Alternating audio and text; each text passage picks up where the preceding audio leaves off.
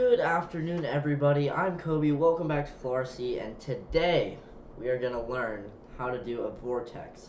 So a vortex is an advanced maneuver, I'll tell you that, because first off, there's a lot of things that go into a vortex that make it work. The speed, the angle in which you do it at, the amount of throw on your elevators and rudders. So make sure that your airplane is fully capable of doing this before you go and try it low. So what is a vortex? So let me show you. So a vortex is this. So basically it's just a 360 knife edge wall. So just like this.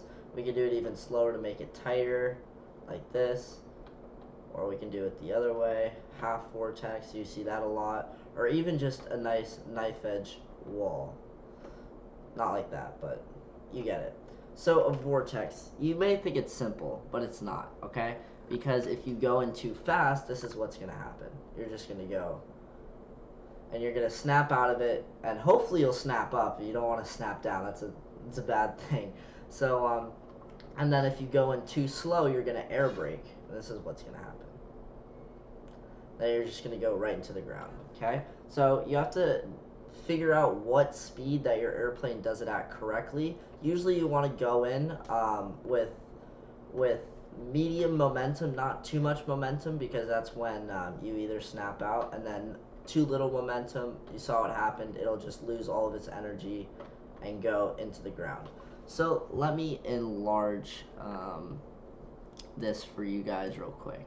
Okay, so it's basically just forward, down elevator, and that's it, okay? So it's not super complicated. You just have to understand how your plane does it properly in order for it to look good. So yeah, so we obviously have to put a little bit of rudder in there. Sometimes you even have to put down rudder. So look, so if I go in at a little bit steeper than a knife edge, it's gonna kind of balloon up, and then you can put some down rudder or something like that. So here we go, like this, and like that, and then yeah. So it's complicated to an extent. It looks simple, but trust me, airplanes that aren't set up right will not do them at all. So hopefully you guys can kind of look about how much rudder I'm using, which is basically close to none, because the airplane is going to have enough speed and enough angular momentum to carry it all the way around through the vortex.